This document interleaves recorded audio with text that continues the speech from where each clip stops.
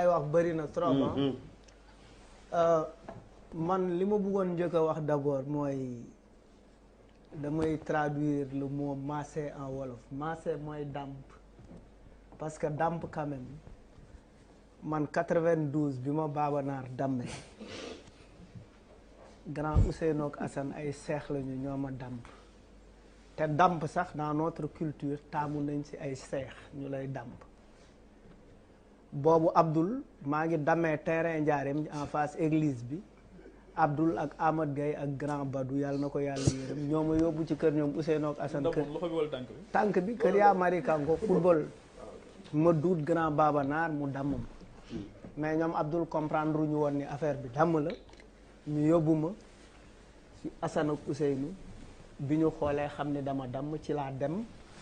ñu yóbbu ma hôpital principal parce que j'ai dû faire un trajet parce que y avait pas à l'époque benn hôpital dans la banlieue bu mën a faj damm donc loolu dama bëgg ñu jàpp ni damm damp ci sunu société la bokk te damp it métier la c'est-à-dire tout de suite yaa ngi reproché toute cela Gabriel Kane yaa ngi reproché Diagne ne ko dafa stigmatiser femme bi mais aussi yaa ngi stigmatiser ñi nga xamante ne ñooy liggéey ci salon de massage parce que nit y a pas de sot métier dans un pays où il y a la pauvreté les gens cherchent des moyens yu ñu dundee te xëy na am na koo xamante ne maase moo ko neex il y a des gens quand ils ont choisi d'être des chanteurs ils ont été critiqués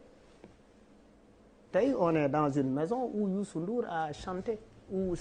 qui appartient à un chanteur et pourtant beaucoup de stéréotypes étaient portés sur les artistes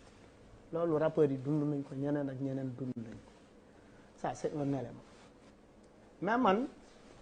bokkuma ci ñi nga xamante ne dañuy valider way diw il a prêté le flanc wowuma loolu peut-être il est emporté par son humilité les appréciations peuvent être différentes hein. Il peut être emporté par son humilité man léeg-léeg man sagaru Fou Malade léeg-léeg may dox man kese ñu ne ma yow Fou Malade yow kese doo wut garde corps ngay dox yow nii rek et pourtant des fois je fais l'objet de menaces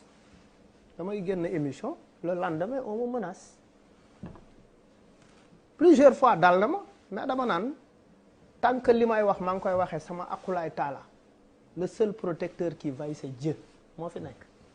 amal char de combat nit ñi am nañu ay garde du corps am ay GIGN am ay char de combat te pourtant protégé wu leen li ma bugg a wax mooy bu ñu analyser les différents éléments qui sont ressortis ci biir affaire parce que ñun ci li ñu mën a sukkandiku mooy li génn ci waxtaan bi li ci génn il y a eu des procès-verbaux qui ont échappé ces procès-verbaux c'est à la décharge effectivement de Sonko ah bu ñu dégloo li bu ñu wax dégloo bu ñu bàyyee xel ci li témoins yi wax les procès-verbaux yi nga xamante ne moom lañ gis effectivement même les prélèvements nee nañu dans les 16 heures ci 16 heures yi passé effectivement gel bi amu ci rapport sexuel te aussi ku ñu violé jàpp naa ni fi ñu lay violé mu ci kër la nit ñi dinañ dégg nga yuuxu di nga def un peu de résistance parce que fu ñu waxee viol rek mooy dañ maa forcer liñ may def bëgguma ko bu fekkee mag nga bu fekkee xale nga peut-être mun nañ ne affaire bi dafa xat duggul ci ñàkk dugg bi mu gaañ la bu fekkee xale nga on a vu des petites filles de 7 ans 6 ans yu ñu yegg seen kaw gaañ leen on a vu de petits garçons yu ñu yegg seen kaw gaañ leen on a également vu ay nit yi nga xamante ne perdre nañ seen virginité ñu yegg seen kaw mais dina am xëccoo xosi dina am dinañ gis ay brûlure ci pooj yi etc., etc. Il y a énormément d'éléments qu'on peut convoquer qui peuvent effectivement dire que effectivement est-ce que li Adjaratou Sarr di wax dëgg la. Adjaratou Sarr également c'est une grosse victime dans cette affaire parce que peut-être elle est de statut social assez compliqué xëy na moo ko yóbbu à 20 ans dans une salle de massage mu fay daan dooleem parce que day daan dooleem. Elle pouvait se retrouver dans les rues de Dakar avec une carte doon caga parce que c'est autorisé dans ce pays mais elle travaille elle est quelque part elle est en train de travailler mu ngi liggéey mais nit ñi mun nañ jàpp ni bu ñu xoolee Sidi Ahmed Mbaye xawma Ahmed Sidi Mbaye mi dawal oto bi nit ñi dellu xool kuy Sidi Ahmed Mbaye gis ko mu sol t-shirtu APR fekk ko ci manifestation ñu ne doomu cousin wu diw la wala doomu diw la te diw boobu effectivement mu ngi ci coalition Benno Bokk Yaakaar xel mënees naa tey xel mën naa tey dans cette affaire-là et puis am na loo xamante ne d'accord uma ko bu ñu doon xool pour comme tu cites les PV booy bi nee na bon même bu dee mbokk politicien la lui politique bon d'accord mais dama ne même si c'est ce qu'il dit sur le PV mais comme on cite les PV mais loolu maître dinaa ko ci interpeller vraiment sur l'authenticité des PV et la normalité de les retrouver d'or il continue dama ne gis nañ ko ci ay rassemblement mu sol t-shirt marron beige xale bi xëy na li ko agité loo ci sax xëy na laa wax xëy na li ko agité loo mooy il y a un montant bu mu musul dégg mu gis ni samay bamba maase na buntu tekki ubbeeku na alhamdulilah ku am 20 ans conséquences yi mu mën a ni mu mën a appréhender benn affaire ba xalaat ci conséquences yi ku am 50 ans ku nit bu am expérience du ko xëy na bu doon ku am 50 ans la ñuy jouer le rôle boobu waxuma ni je parle toujours au conditionnel bu doon ko am 50 ans lañ koy defloo ku am expérience xëy na du demee noonu mais dans tout crime boo gis amul benn crime bu parfait nit dem na di dajji kër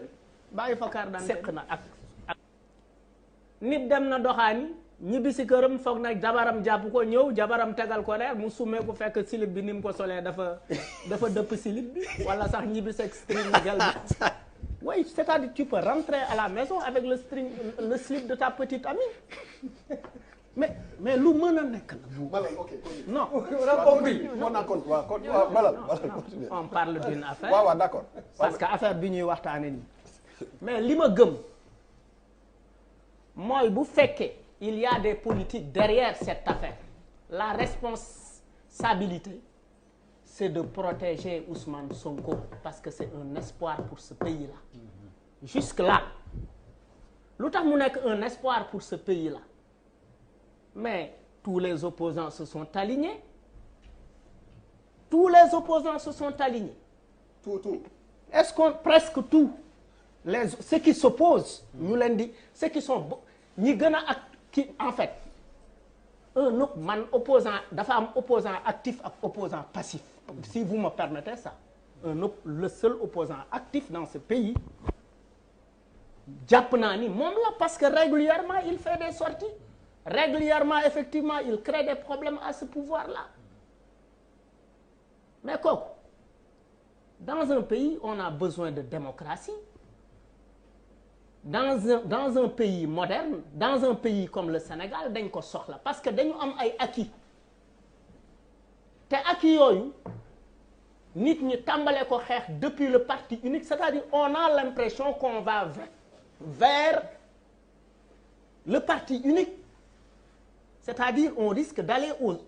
aux élections sans opposants on risque peut-être ci loolu la ñu bëgg a dugal moo tax nag ndaw ñi war a yeewuwaat parce que chaque génération dans une relative opacité elle découvre sa mission elle choisit de l'accomplir ou de la trahir loolu nag lu ñu war a taxaw la parce que démocratie moo baax ci suñuy ëllëgu doom man je ne souhaite pas que ma petite Véronique, ma petite Koumba, mon petit Ismaïla et ma petite Habibi juddu dimanche bii laa ko doon tudd bëgguma bàyyi leen héritage u un Sénégal boo xamante ne effectivement démocratie dafa dellu ginnaaw. Dans cette affaire li ñu ngi seetaan ay affaires yoo xam et puis dafa am beneen affaire c'est-à-dire depuis presque 9 ans le courage des Sénégalais est confisqué. On est dans la confiscation du courage des Sénégalais. La confiscation de ce courage mooy doo leen marche doo leen def lii bu yëngu ñu tëj et cetera et puis tout porte à croire qu'on s'acharne sur une personne. Moi je ne suis pas un militant de Sonko. J'ai pas besoin même de le dire. Des fois je suis même laminé par les gars de Sonko par les patriotes sur internet. OK. Des fois je suis laminé par ces gens-là. Parce que effectivement bi sama xel leerul ci affaire u 94 milliards yi j'ai donné mon point de vue et puis j'ai pris mes responsabilités. Mais sur cette affaire je pense que terminer. Et puis pour terminer même bu fekkee dem na fa en gentleman parce que en fait am nañu ay loxo jigéen di yëngal am nañu loxo jigéen yëngalul de man boo may coxotaan may daan man ku ma coxotaan ma daan déet non am na ñoo xamante ne mën nga leen coxotaan fii ba suba am na ñi nga xamante ne pose ongle daane lu leen laal seen catu wen